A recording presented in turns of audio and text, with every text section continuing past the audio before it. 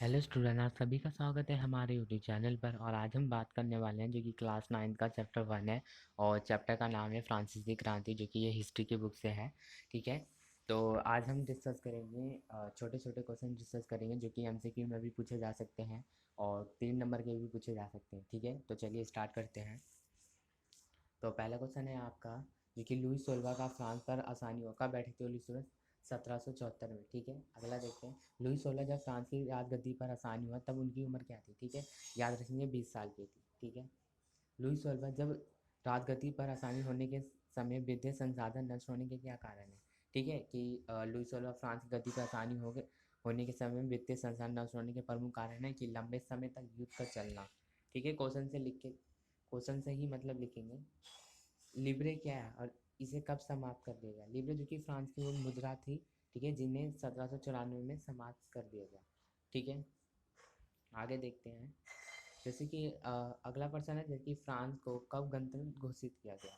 ठीक है, 21 सितंबर 1792 में। ठीक है, अब किस पुस्तक में सरकार के अंदर सत्ता का विभाजन की बात की गई है?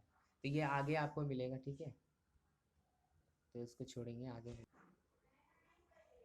चलिए आगे देखते हैं। 18वीं शताब्दी में फ्रांसीसी समाज के कितने स्टेट में बटा हुआ था? ठीक है, 3 स्टेट में बटा हुआ था, प्रथम, द्वितीय, तृतीय। ठीक है, आगे देखते हैं। अब अगला है कि फ्रांसीसी समाज में कौन से स्टेट के लोगों को टैक्स अदा करते थे? इस वर्ग में कौन कौन से लोग आते थे? आपको पता है कि तीसरे स्टेट वाले लोग की टैक्स अदा करते थे। ठीक है, जैसे कि इसमें हम बोल सकते हैं व्यवसायी वर्ग, किसान एवं मजदूर लोग आते थे। ठीक है, अब लिखा है ताइद क्या है और टाइल क्या है, इसमें अंतर बताना है। ठीक है, डिफरेंस। तो फ्रांस में धार्मिक कर को ताइद कहते हैं, अप्रत्यक्ष को टाइल कहते हैं। ठीक है, ये याद रखना, ये 1 नंबर के एमसीक्यू में भी पूछे जा सकते हैं। ठीक है, अब मुश्किल कम से कम 3 नंबर या 4 नंबर के पूछेंगे कि लुई सोलवा का कर बढ़ाने का क्या कारण है। ठीक है, तो लिखेंगे जनसंख्या में वृद्धि, फ्रांसीसी सरकार का कर्ज का बोझ, वित्तीय संसाधन में कमी, बार बार युद्ध की मार।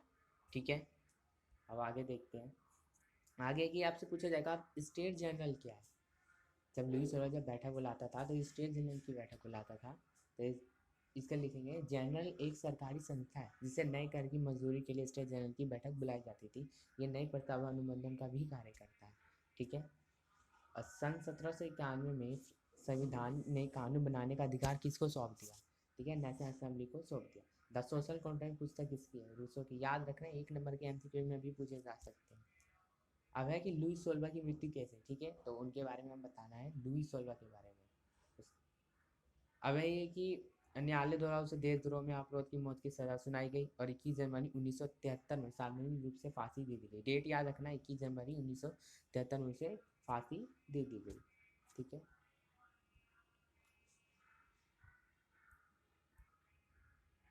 तो अगला क्वेश्चन है आपका कि फ्रांस में इतिहास में किस समय आतंक का युग कहा जाता है? ठीक है, तो 1993 से 1994 तक। ठीक है, अब आगे बढ़ते हैं, अगला देखते हैं। अगला है हमारा कि फ्रांस में नेशनल असेंबली चुनने के लिए मतदान अधिकार किस प्रकार से दिया गया था?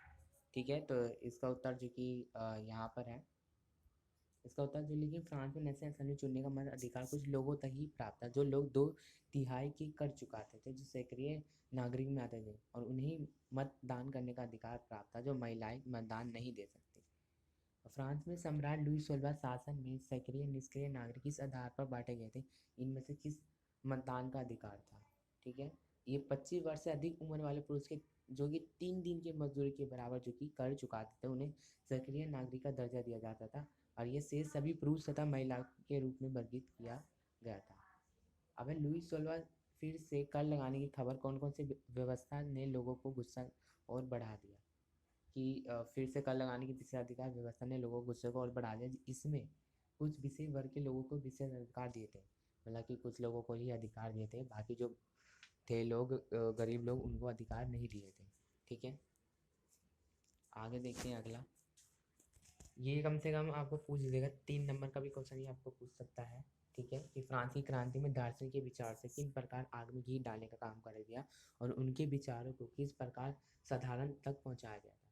ठीक है, तो लुई सोलह निरंकुश शासन था, जर्ज हो चुकी थी भूखमरी जनता, महंगाई की मार, अमीर गरीब चौड़ी खाई और और सुरक्षा की भावना से फ्रांस में क्रांति का आग अभी सुगल ही रहा था कि उसमें विचारों ने आग में ये डालने का काम कर दिया। लोगों ने उनके विचारों को अपना भविष्य नजर आया और उनके विचार का कॉफ़ी हाउस में बस सैलूनों की गोष्ठियाँ गरम गरम बहस हुई करती थी। पुस्तकों तथा अखबारों के माध्यम से उनके विचार का व्यापक प्रचार हुआ। ठीक है, तो यही आप ये लिख लेंगे। और इसका जो कि यहाँ से क्वेश्चन दे रखा है कि फ्रांस की क्रांति के समय फ्रांस का किसका शासन था? लुई सोलवा का। ठीक है, लुई सोलवा का शासन था। ठीक है, लुई सोलवा। मिस्टेक हो गया थोड़ा सा लिखने में।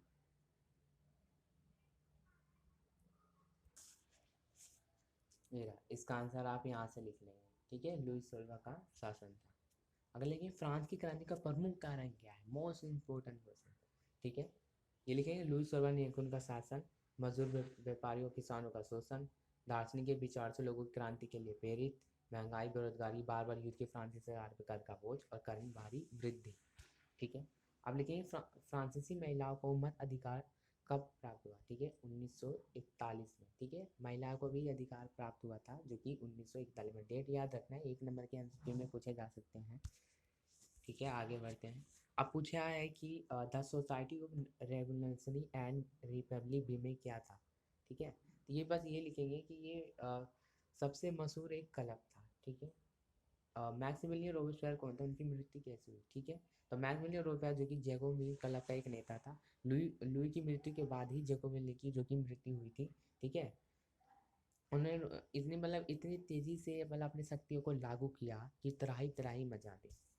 इसलिए जुलाई जो कि 1794 न्यायालय द्वारा उसे दोष से ठहराया गया और फिर उसे अगले दिन उसे गिरफ्तार कर दिया गया और गुलियोटिन पे चढ़ा दिया गया।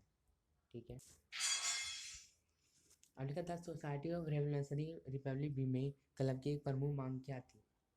ठीक है, इसके क्लब की प्रमुख मांग थी कि महिलाओं को पुरुष के समान अधिकार प्राप्त होना चाहिए। ठीक है, कि जितना पुरुष को अधिकार है उतना महिलाओं को भी होना चाहिए। ठीक है, अब लिखा है कि 1771 में नए संविधान में फ्रांस की महिलाओं को किस बात को निराश हुई थी? उन्हें क्या मांग रखी थी? महिलाओं को इस बात को निराश हुई 1791 में कि निष्क्रिय नागरिक को दर्जा दिया गया था, तो उन्हें निम्नलिखित मांग रखी थी। पहला लिखेंगे महिलाओं को मत अधिकार मिले, उन्हें अनायास चुनने के लिए तथा राजनीतिक पदों की मांग रखी। ठीक है, इसके बारे में ठीक है, जैकोबिन कलर। एक सेकेंड, इसका तो आप यही लिख लेंगे यहाँ से। ठीक है, अब जैकोबिन शासन के क्रांतिकारी सामाजिक सुधार कौन कौन से थे? दास प्रथा उन्मूलन जैसे सुधार प्रमुख थे।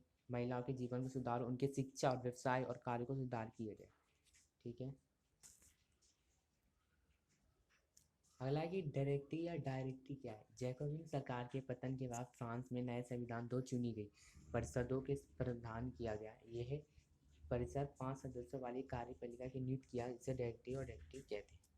फ्रांस सरकार के स्वरूप कौन कौन से 3 मूल्य थे जो कि प्रेग आदेश फ्रांस की नहीं बल्कि यूरोप के राजनीतिक आंदोलन से प्रेरित हुआ? स्वतंत्रता, विविध, समानता, बंधुत्व। स्वरूप के 3 मूल्य जो कि प्रेग आदर्श फ्रांसी नहीं बल्कि यूरोप के राजनीतिक आंदोलन प्रेरित किया। ठीक है, फ्रांस में 1791 संविधान तहत किस प्रकार राजनीतिक पदवी ने कार्य किया? 1791 में संविधान के तहत निम्नलिखित पद्धति ने कार्य किया। ठीक है, इसको भी देख लेते हैं। इसके 4 नंबर के भी क्वेश्चन पूछे जा सकते हैं। ठीक है, तो ये देखिए, सम्राट शक्तियों की सीमित कर दिया। अब सत्ता व्यक्ति हाथ में केंद्रित होने के बाद जाए, अब इन शक्तियों की विभिन्न संस्थाओं में जैसे विधायिका, कार्यपालिका, न्यायपालिका में से विभाजित कर दिया गया।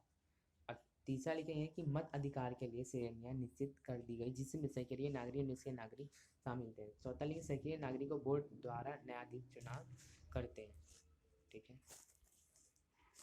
अब रूसो की पुस्तक के बारे में, द सोशल कोडन पुस्तक। ठीक है, फ्रांसीसी क्रांति से पहले फ्रांस की स्थिति संक्षिप्त वन के 5 बिंदु लिखे। ठीक है, जो मैं बता रहा हूँ कि 5वां नंबर के है तो ये मोस्ट इम्पोर्टेंट है। ठीक है, फ्रांस की क्रांति से पहले फ्रांस की स्थिति आदरणीय हो चुकी थी। फ्रांस की भारी कर्ज से डूबा हुआ था, इससे वित्तीय संसाधन सब नष्ट हो चुके थे। फ्रांस की जनता गरीब जाल में फंस गई थी। किसानों और गरीब की जनता के बीच रोटी रोजी का संकट था। ठीक है, फ्रांस की समाजवादी व्यवस्था बोलबाल था जिसमें किसानों ने अपने स्वामी की सेवा के घर एवं खेतों में काम करना, सैन्य अन्य सेवाएं देना पड़ता था। ठीक है।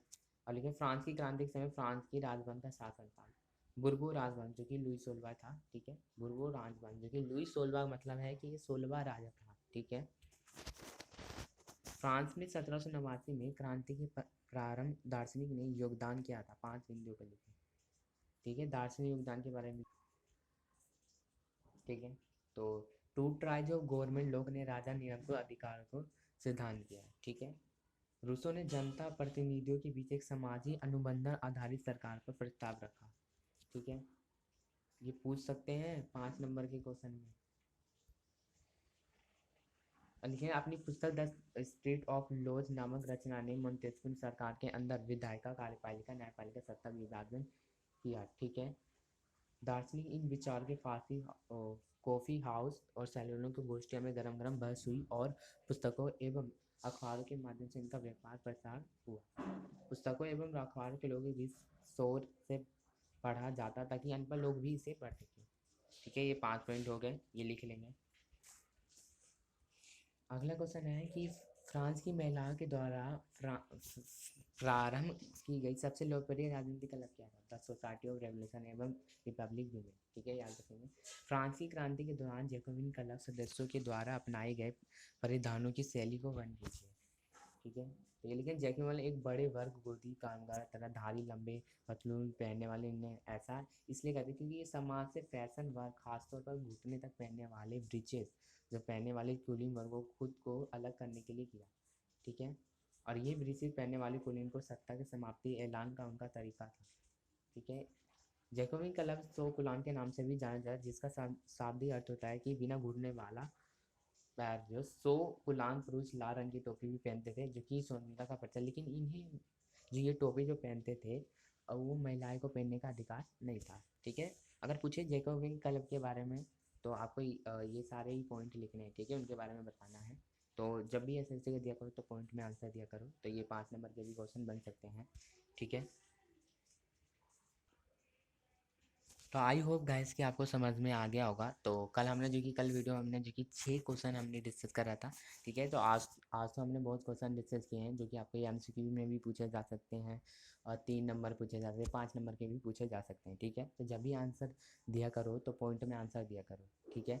और जो कि मैंने छोटे छोटे जो कराए हैं जो कि एमसीक्यू में भी पूछेंगे। ठीक है। तो याद रख लेना। ठीक है। तो प्लीज़ गाइस चैनल को सब्सक्राइब करें, लाइक करें और शेयर करें। ठीक है। So bye bye, take care.